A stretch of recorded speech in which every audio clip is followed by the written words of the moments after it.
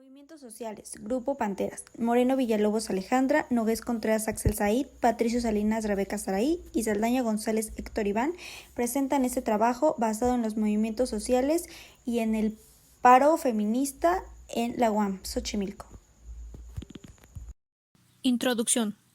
Un tema que ha tomado relevancia a gran escala durante los últimos siglos es el feminismo, tema controversial, ya que vivimos en una sociedad que tiene muy interiorizado el machismo. En esta ocasión abordaremos el tema en un contexto nacional e institucional, especialmente hablando de la Universidad Autónoma Metropolitana, o mejor conocida como UAM, y el paro de labores realizado por los grupos feministas en los planteles de esta. Como equipo decidimos elaborar un documental, con el material obtenido de las entrevistas realizadas a un colectivo feminista, de compañeras permanecientes al plantel de Xochimilco. Creemos que documentar el audio y presentarlo ante el grupo permite experimentar de diferente manera la respuesta de las compañeras. Nos permitirá escuchar la tonalidad, aquello que la voz no transmite en forma de sonido, pero siempre acompañado de alguna emoción. Al final del documental, presentaremos las diversas entrevistas realizadas, así como algunas imágenes que pudimos documentar dentro del plantel Xochimilco y durante la marcha del 8 de marzo del 2023. De igual manera, contextualizaremos y daremos un breve recorrido histórico del feminismo a nivel mundial y en México. Contexto histórico. Pese a que el feminismo no se inició formalmente hasta finales del siglo XVIII, fueron muchas las mujeres que, a lo largo de la historia, se cuestionaron el rol de la sociedad les había impuesto y desafiaron las convenciones de su época. Sin embargo, a todas estas mujeres no se les incluye dentro de ninguna ola feminista, ya que realizaron sus aportaciones de manera individual y no con la plena conciencia de estar luchando por una causa colectiva, como hicieron las primeras feministas tiempo después. Mencionamos con anterioridad, el feminismo es analizado y estudiado en olas. La primera ola surge en el siglo XVIII, también conocido como el siglo de la Ilustración. Durante esta época, la Revolución Francesa y la defensa de la igualdad entre los ciudadanos adquirió un gran protagonismo en la sociedad. En 1789, en plena revolución, la Asamblea Nacional Constituyente Francesa aprobó la Declaración de los Derechos del Hombre y el Ciudadano. Este documento, lejos de respaldar los derechos de todas las personas, recogía y proclamaba exclusivamente los derechos fundamentales de los hombres. Olympe de Gouges, escritora y filósofa política francesa, fue la primera mujer ilustrada en alzar la voz. En 1791 publicó la Declaración de los Derechos de la Mujer y la Ciudadana, un artículo en el que reivindicaba que las mujeres pudieran tener los mismos derechos civiles que los hombres. De Gouges apuntó: las mujeres tienen derecho a ser llevadas al caldazo y al mismo modo derecho de salir a la tribuna. Pero la Ilustración no quería mujeres con razón y defender la igualdad legal y jurídica entre los sexos.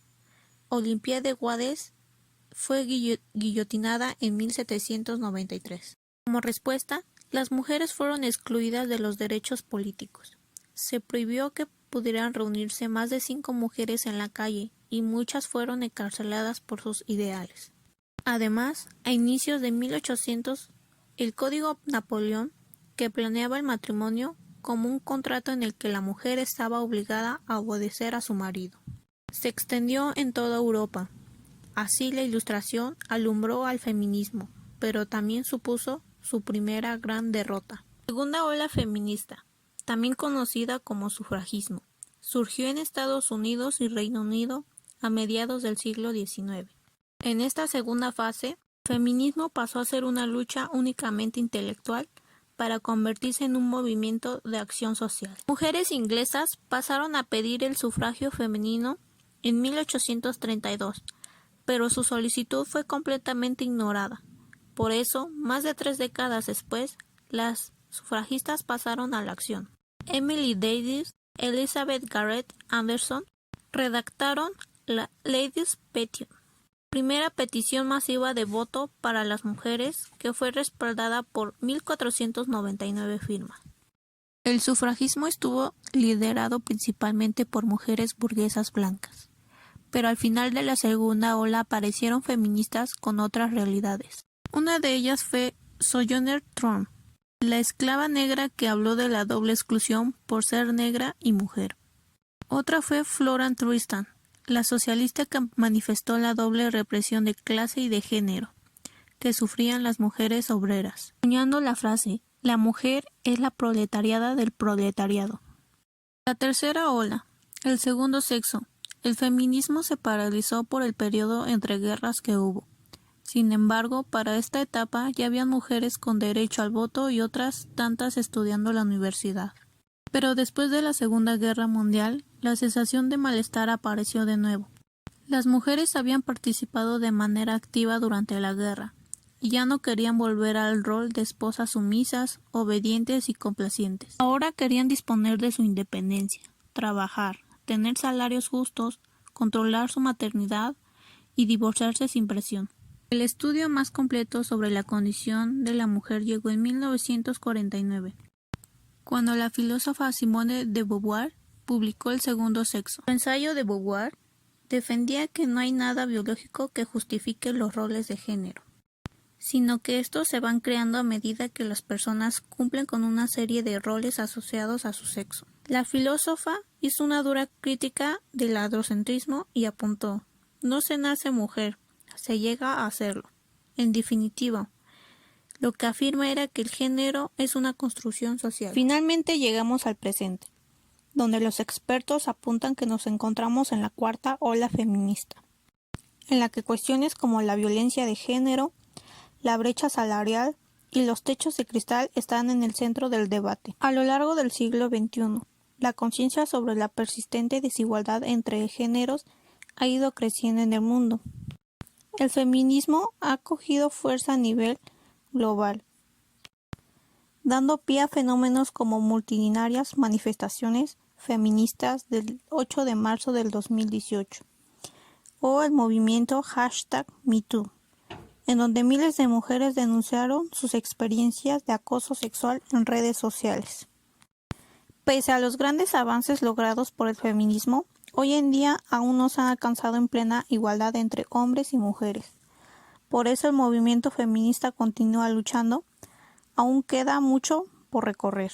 El movimiento feminista en México ha evolucionado a lo largo de los años y ha experimentado distintas olas y enfoques.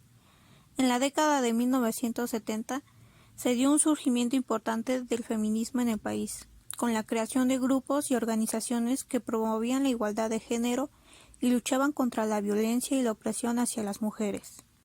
Durante esta época se llevaron a cabo diversas acciones de protesta y se impulsaron cambios legislativos para garantizar los derechos de las mujeres. En las últimas décadas, el feminismo en México ha cobrado fuerza y visibilidad, especialmente a partir de los movimientos feministas latinoamericanos como el Ni Una Menos y el movimiento #MeToo.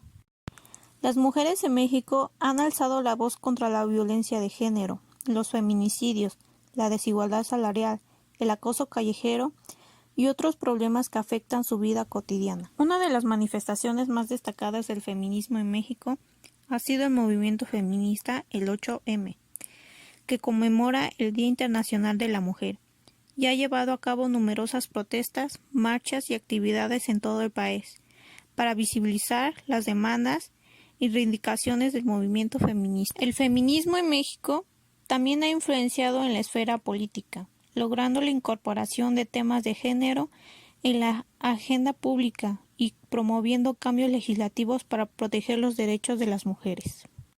Sin embargo, aún persisten desafíos importantes, como la impunidad en casos de violencia de género, la falta de acceso a la justicia y la persistencia de estereotipos y roles de géneros tradicionales. A través de protestas, acciones de visibilidad y trabajo político, el movimiento feminista ha logrado importantes avances, pero aún queda mucho por hacer para lograr una sociedad más igualitaria y justa para todas las personas. Conceptos teóricos de referencia. Para contextualizar al lector acerca de nuestro trabajo de investigación, creemos necesario resaltar y hacer énfasis de algunos de los conceptos teóricos en los que hicimos referencia. Primeramente, hablaremos del movimiento social. Ruan Chirorashke define el movimiento social como un actor colectivo que interviene en el proceso de cambio social. De esta definición podemos sacar las dos siguientes: colectivo y actor, ya que sin ellas sería imposible analizar y comprender el funcionamiento de los movimientos sociales. Un colectivo o comportamiento colectivo se define de manera ambigua. Sin embargo, Schmelzer lo separa en dos tendencias, para seguidamente considerar al término estallidos colectivos. Se refería al miedo, pánico o locuras y a los disturbios hostiles, que con frecuencia pero no siempre son súbitos. Movimientos colectivos. Se refería a los esfuerzos colectivos para modificar normas y valores, que con frecuencia se desarrollan durante periodos más largos. Este último término es el que a nosotros nos interesa para nuestra investigación. Ahora bien, un movimiento requiere de actores y para Touraine también de adversarios y un enjeu, un juego de apuestas, en otras palabras. La relación del actor con el adversario, dimensión colectiva del movimiento social, asume un sentido diferente según se ubique en relación del actor con el enjeu, o en contrario, con la relación del actor hacia su adversario. Si la relación del actor con el enjeu se aísla de su relación con su adversario, esta apuesta no está más definida socialmente en términos de modernización. La relación del adversario con el enjeu es en ella misma exterior al actor, pero también le concierne, ya que en ella indica la dominación a la cual es sometida. La metodología del presente trabajo de investigación consistió en la recopilación de la observación participante en la marcha feminista el día 8 de marzo del 2023 y la aplicación de una entrevista semi-estructurada formulada con 14 preguntas de carácter cualitativo, las cuales se aplicaron de forma grupal a la colectiva feminista Panteras, que tuvo participación en el paro de la unidad Xochimilco, por lo cual, para mostrar los resultados, mantendremos las identidades de forma anónima. Etnografía del 8M. Primero se realizó una breve conversación con alguna dirigente de la colectiva feminista Huanas-Capotzalco, la cual compartió el cronograma de los puntos de reunión, que eran: primero en la Huanas-Capotzalco, en la Plaza 26 de septiembre, segundo en el Metro Rosario, tercero, Metro San Cosme, en el cual salimos de la estación para caminar rumbo al Monumento de la Revolución, que fue el cuarto punto de reunión, quinto Bellas Artes y sexto, para terminar el recorrido, fue en el Zócalo. Durante la marcha, lo primordial para identificar a las colectivas era portando algo morado o paliacates, palestinas, pancartas con distintas frases como "Yo quiero vivir", "Tu agresor no es el amor de tu vida", "Nací para vivir y no para sobrevivir", "Harta de avisar que llegué viva", etc. Posteriormente, el ambiente durante el recorrido era de poder, de lucha, cantaban con entusiasmo, era de gritar a todo pulmón para ser escuchadas por la gente que iba caminando por las calles y decir "existimos". Las porras que se realizaban durante la marcha fueron: "Ni la culpa era mía, ni dónde estaba, ni cómo vestía. El violador eres tú. El violador eres tú". O como "Ni una asesinada más, ni una asesinada más", etc.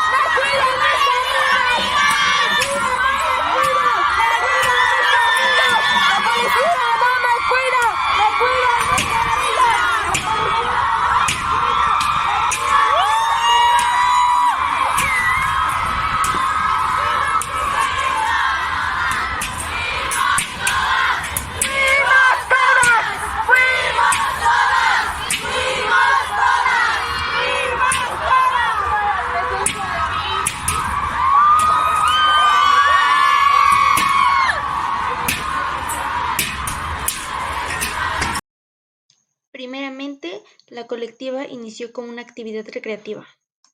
Pues bueno, yo creo que formalmente de enero de este año empezamos a sacar pues actividades a nombre del colectivo Pantera, pero desde el año pasado ya hacíamos actividades sin tener algún tipo de identidad gráfica y de ese estilo, sino que éramos únicamente como los integrantes armando cine debates, recorridos en la universidad y tal, pero sin un nombre.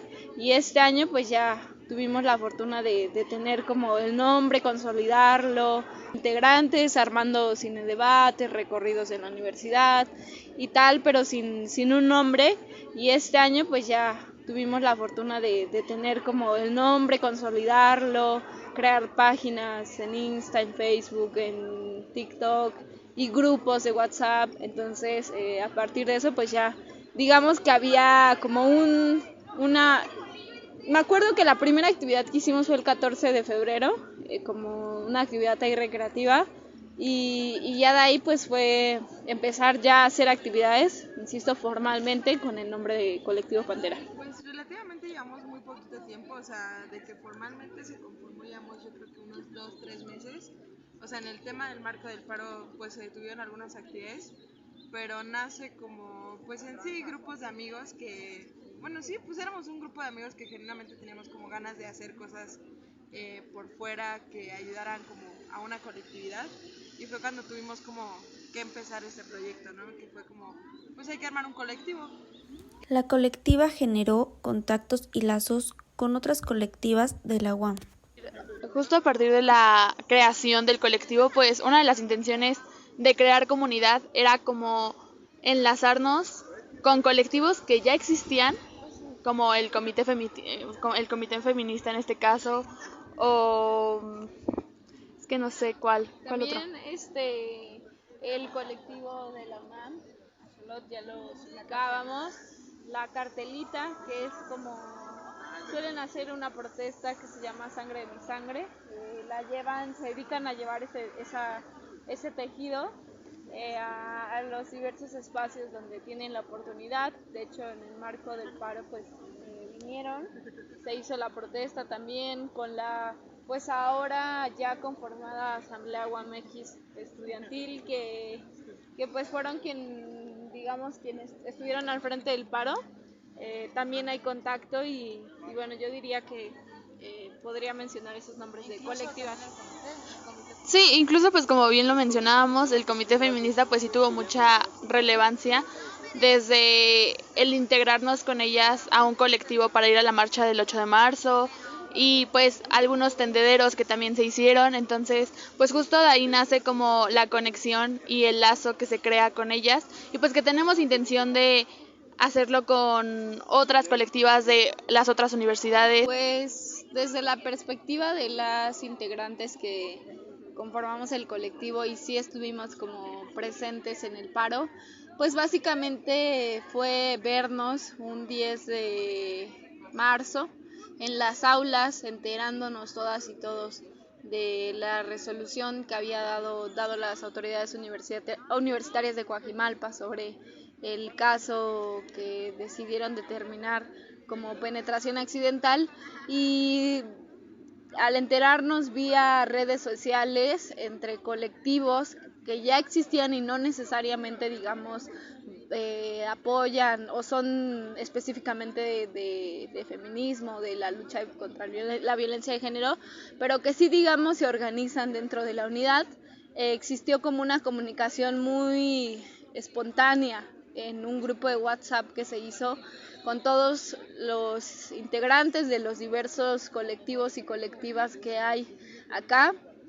Y bueno, surgió la idea de que era muy importante que ya que se veía que me parece para esa hora, que era viernes como a las 12 del mediodía, o una quizá ya, al ver como que Coajimalpa ya había levantado su paro, no estoy muy segura, pero creo que Azcapotzalco también, y bueno, digamos como ver que se estaba levantando esto y que la sororidad demandaba también tener una asamblea para consultar con la comunidad si la decisión era también levantar o no, pues por este grupo de WhatsApp se empezó a hacer un flyer para empezar a circularlo, de que iba a haber una asamblea en el dichoso Zapata, que es el corazón de nuestra universidad, de nuestra unidad, y bueno, ese flyer empezó a circular como a la 1, 2 y se citaba como a la media hora después, ¿no? O sea, si salió a las 2, la cita era 2:30 y a las 2:30 ya estaba lleno el espacio donde se citó. Había mucha gente también en redes sociales visualizando una transmisión en vivo que se hizo y bueno, ahí se empezó a hablar sobre si el paro, si íbamos a levantar también paro, qué íbamos a hacer para tomar las instalaciones y yo diría que digamos se apresuró demasiado la toma cuando algún integrante de la en ese momento asamblea dijo como, pero es que si digamos tomamos las instalaciones, los maestros, las autoridades, los administrativos se van a sus casas y van a seguir ganando su salario, pues hay que, aunque sea que un día no salgan, ¿no? Casi fue como la expresión, ¿no? De que no se vayan cómodamente a sus casas. Entonces ahí surge la idea, no sé si de él o de alguien más, de tomar como los estacionamientos, las entradas de estacionamiento. Al final la lógica era que la mayoría de personas que vienen en auto a la escuela pues son autoridades y quizás sí banda estudiantil pero con varo y que pues bueno les iba a tocar asumir un poco ahí el apoyo, ¿no? E incluso una decisión que digamos para no afectar a la comunidad, pues también era a la comunidad estudiantil, era que a ellas sí se les iba a dejar salir y así fue. Se tomaron, nosotros tenemos 2 entradas de como estacionamiento, donde pasan los carros, que es de Bombas y de Calzada del Hueso. Ambas, digamos, en ese momento nos distribuimos para ir. Y bueno, también una entrada de funcionarios, pero bueno, también a esa se fue. Básicamente se cerraron las 3 entradas y era como de, a ver tu credencial, si eres estudiante sales, si no te quedas a esperar un ratito a que el rector baje al Zapata a hablar con la comunidad, ¿no? Entonces no era les vamos a tener aquí todo el día, pero sí hasta que el rector baje. Y bueno, ya sí, o sea, fue como inevitable un poco que algunos administrativos y personas que trabajan en la universidad pues se les hiciera fácil también, bueno, si yo no salgo nadie más va a salir y no querían dar como el acceso a que las personas estudiantes salieran y estuvieron ahí obstaculizando la entrada muy egoístamente para que si ellos, su lógica era si yo no puedo salir, nadie puede salir. Entonces, ese día yo recuerdo mucho que todo mundo, insisto, trabajadores de la universidad, tenían emergencias de vida o muerte. Y llegaban a las entradas a decirnos, es que casi se está muriendo mi mamá y me tengo que salir.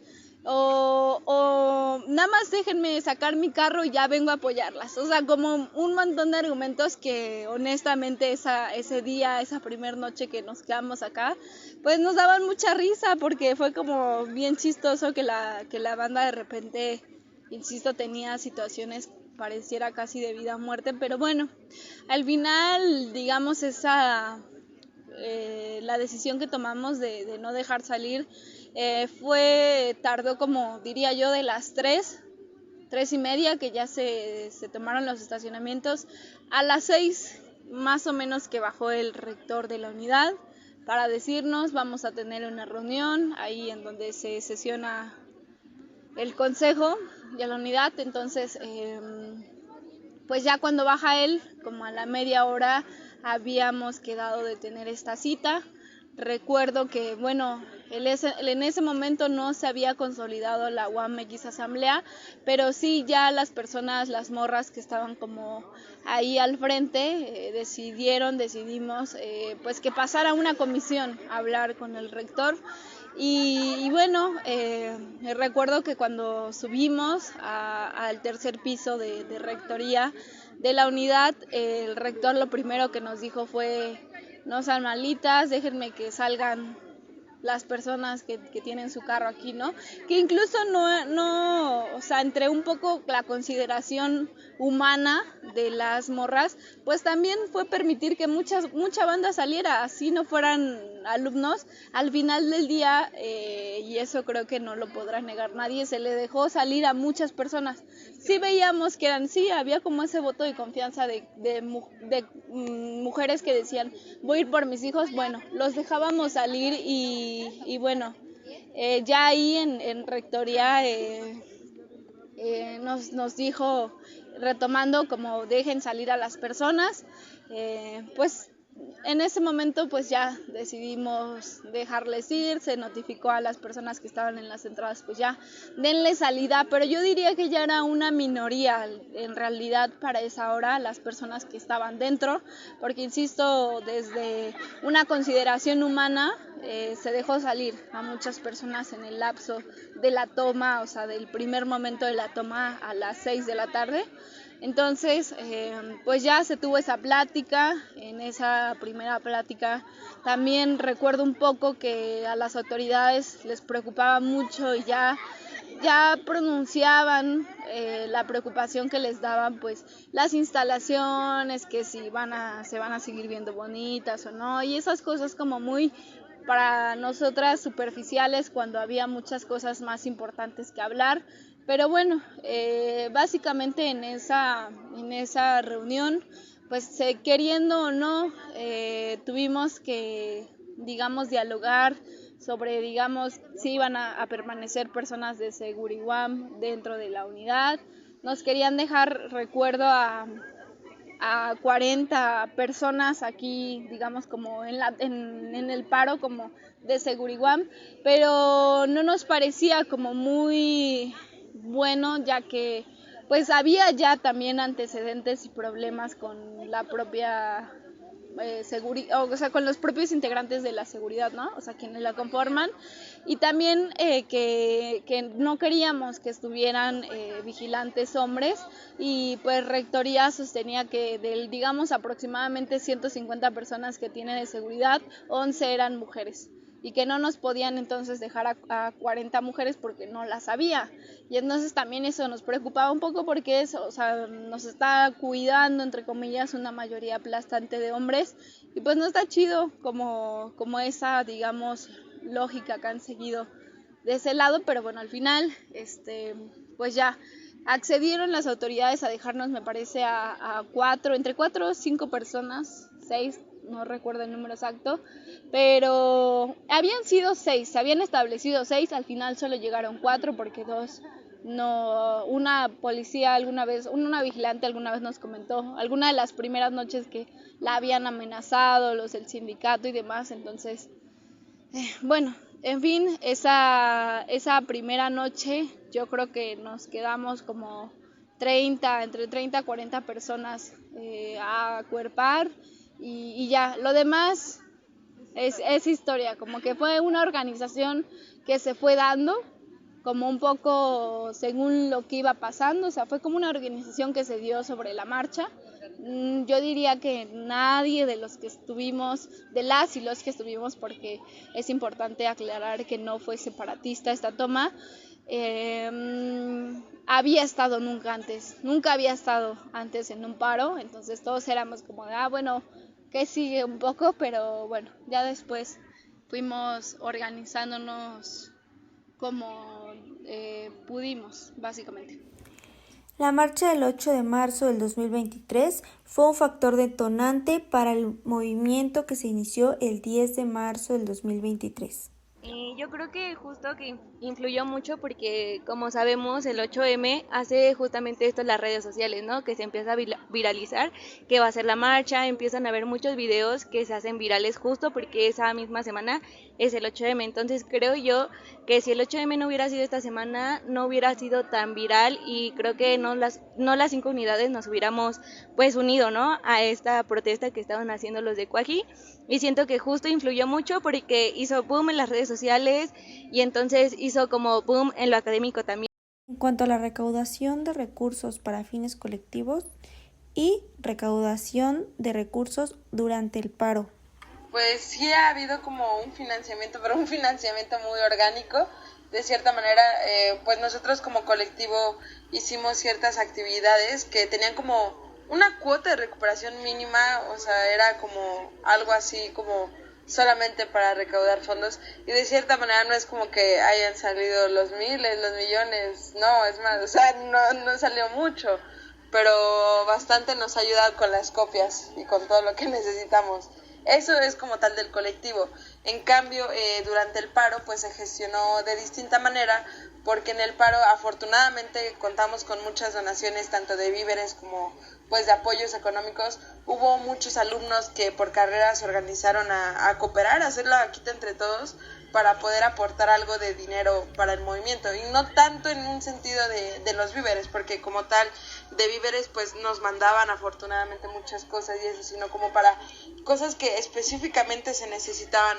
Yo recuerdo el caso como muy particular de una maestra que todas las semanas, en verdad todas las semanas, es una maestra de la carrera de sociología de aquí de la UAM, muy reconocida por el trabajo marxista que ha hecho, y la verdad es que ella todas las semanas traía una aportación de dinero y nos venía a dejar un escrito, y se quedaba hablando con nosotros un buen rato, platicándonos como varias cosas, ¿no? O sea, siempre inyectando ese espíritu que a veces pues nos faltaba a nosotros de cierta manera. Pues es muy cansado estar aquí en las instalaciones, y esta maestra recuerdo mucho que siempre venía y nos traía un escrito bien motivacional y se quedaba pues hablando con nosotros. Así también hubo apoyos de otros grupos de profesores, de colectivas feministas, o sea, hubo la verdad mucho apoyo en cuestión de víveres, en cuestión de aportaciones o donaciones.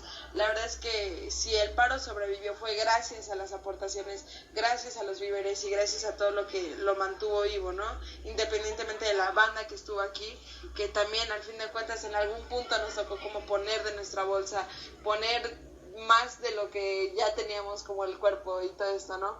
Y creo yo que pues sí, o sea, el paro subsistió gracias a las donaciones en general.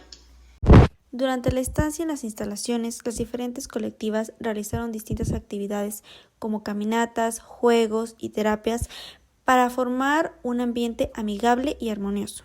Pues dentro de las actividades que se realizaron, básicamente al principio obviamente pues dentro del paro pues sabía que pues el estar tanto tiempo dentro de pues se vuelve algo pues cansado, tedioso, y pues llegan a haber pues roces, ¿no? Entonces pues justo para como intentar balancear eso, se empezaron a crear actividades internas hechas por los mismos paristas, en las cuales pues se intentaba involucrar a la gente, ¿no? Desde pláticas que sensibilizaban a los hombres en este sentido, que venían y acuerpaban también, pues el hacerles reflexionar y analizar el por qué estaban aquí, pues era de las primeras iniciativas que se empezaron a tomar dentro del paro, ¿no? Igualmente, pues desde yoga, empezar a hacer ejercicio, porque pues era una vida, o sea, realmente estuvimos aquí 2 meses y realmente pues era muy pesado, ¿no? Y pues tenías que distraer tu mente. En algunas otras ocasiones se hicieron cines en la noche con temas y con películas que se relacionaron al paro. Y pues básicamente dentro del colectivo, o el colectivo participó de manera en la que varias colectivas externas a la institución nos pedían como, oye, ¿sabes qué? He visto cómo está la situación en tu universidad, me gustaría llevar, no sé, algunas profesoras de diseño nos dijeron como, yo quiero hacer unas esculturas de unos besos, y esos besos quiero que los hagan entre todas las chavas y los peguemos afuera de las puertas. Algunas profesoras venían y nos decían, yo también quiero poner una pancarta, pero díganme qué quieren poner en esas pancartas, ¿no? Algunas frases, igual pues el colectivo La Cartelita pues vino con la iniciativa de hacer la actividad de hilos, Sangre de mi sangre, que es en representación a todas las víctimas que han fallecido pues por feminicidio o que han tenido desapariciones, y también pues algunas violencias de género dentro de sus familias, y bueno, es un poco más generalizado, ¿no? y pues al mismo tiempo las intervenciones que también se crearon dentro de la universidad, como lo son los murales, pues esos los murales los hicimos nosotros, ¿no? Y pues era algo que como comunidad de paristas participabas, desde diseñar, pintar, limpiar las paredes porque estaban cochinas. Desde ese sentido, pues el hecho de participar todos, y bueno, justo también actividades pues no tan lindas a los oídos de las personas, pues el hecho de limpiar, de organizar, de cocinar, son actividades que pues al fin y al cabo pues teníamos que hacer, ¿no? Porque pues éramos una comunidad y era llevar una vida dentro de. Entonces pues justo se hacían los tequios los fines de semana, se hicieron comitivas que se organizaban de los baños, de los pasillos, de la cocina, y pues básicamente eso. Se lograron identificar 2 opositores relevantes. El primero, un grupo de antiparistas conformado por alumnos e incluso personas externas que estaban en desacuerdo del movimiento. Y segundo, un desinterés por parte de las autoridades institucionales. Sí, de alguna manera, o sea, al menos diría que en nombre, porque nunca se supo en hechos nada de como este grupo que se denominaba Antiparo UAM. Me parece que se intentaron como articular a nivel UAM en general, no eran como propiamente todos de Xochimilco o algo por el estilo, pero veíamos que su dinámica era como hacer encuestas ahí como tipo INEGI, que al final eran cero representativas porque tenían respuestas de 100 personas, cuando en la universidad en general somos entre 50,000 y 60,000 estudiantes, ¿no? Entonces solían sacar sus encuestas de que 100 personas no están a favor del paro, ¿sabes? Y era como, pues que sí, honestamente a la asamblea nos da un poquísimo de, pues no sé, de admiración, digamos, su intento de organización, porque insisto, de ahí de las encuestas que tenían cero, digamos, también desafortunadamente nada de, digamos, base científica, porque nunca sabían demostrar que esas encuestas eran aplicadas a verdaderamente estudiantes, o sea, no lograron ni siquiera formular, digamos, sus encuestas para que la banda se las creyera como ciertas, ¿no? Entonces, al menos aquí en la Unidad Xochimilco siempre a ese dichoso grupo de Facebook que se hizo una página, nunca se le, digamos, se le apoyó, o sea, nunca se consideró legítimo en el sentido de que, pues, insisto, pues acaban estas encuestas como con cero base científica o ahí siquiera estructurada, más allá de lo científico, pues algo estructurada, y pues digamos que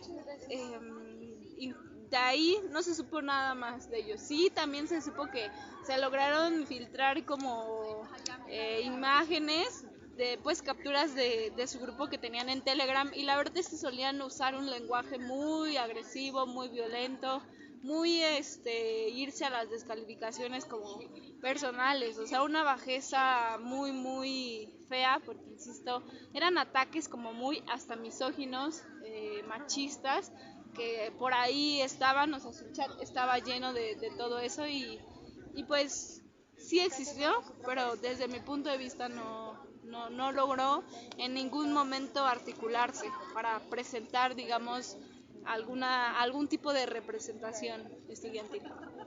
Y en cuestión de, por ejemplo, de oposición de parte de las autoridades, así que... O sea, que no estuvieran a favor. Ajá. Sí, pues en realidad nunca lo estuvieron como tal, porque, o sea, en las palabras también solían decir de que consideramos que es legítimo el movimiento, y sí, pero nunca hubo como, pues, apoyo, ¿saben? O sea, es muy lindo decir es legítimo, pero bien complicado reconocer que hay violencia de género, hacer lo suficiente, o sea, cambiar cosas para que deje de existir, y bueno, en los hechos solían decir apoyarnos, pero siempre, digamos, como en los contactos que hubo con rectoría, pues solían ser pues no muy congruentes con el dicho de apoyar. Desde la perspectiva estudiantil, las negociaciones con la Fiscalía Federal y algunas negociaciones con la institución no han resultado lo suficientemente eficaces para combatir la violencia de género. Yo creo que la principal demanda era que se reformulara la forma en que los casos de violencia de género eran tratados en la universidad, o sea, digamos como de manera institucional, vaya, porque creo que a mucha banda,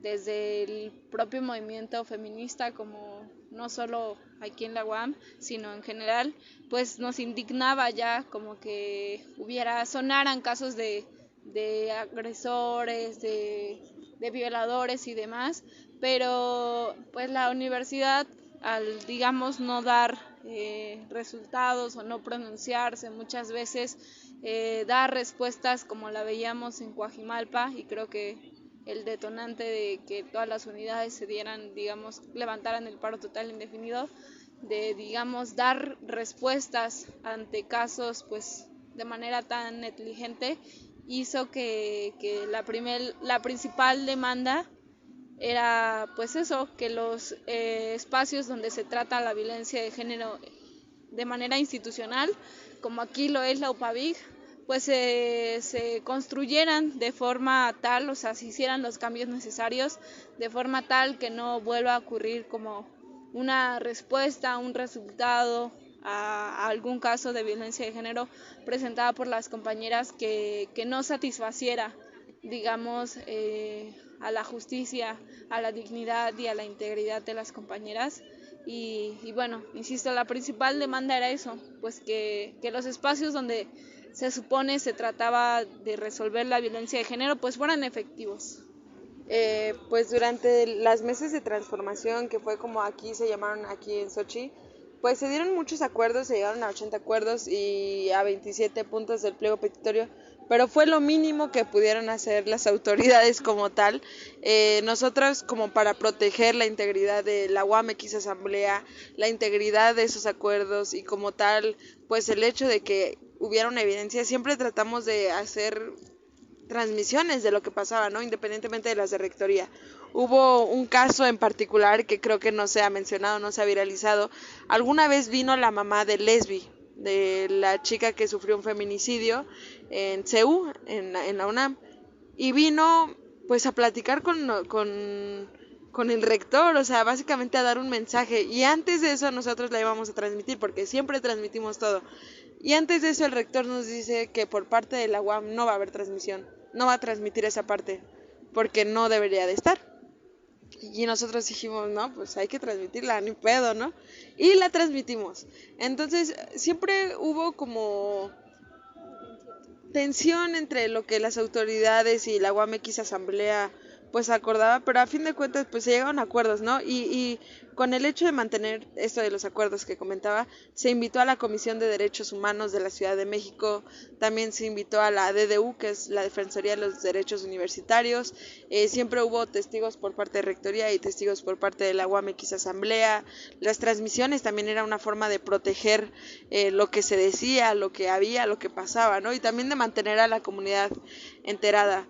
Pero relativamente nosotros no creemos que haya habido una relación gubernamental, al menos por parte de la rectoría de aquí de UAM Xochimilco, ¿no?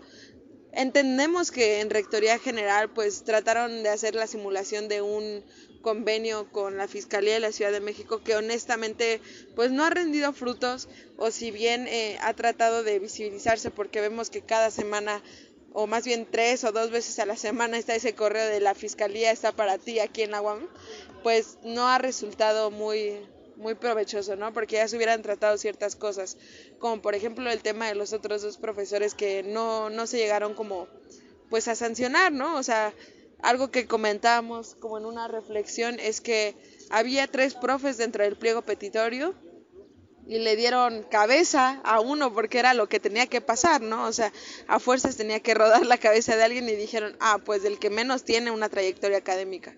Entonces nosotros no creemos que haya una relación como tal entre lo gubernamental, pero pues tratan de simular que sí.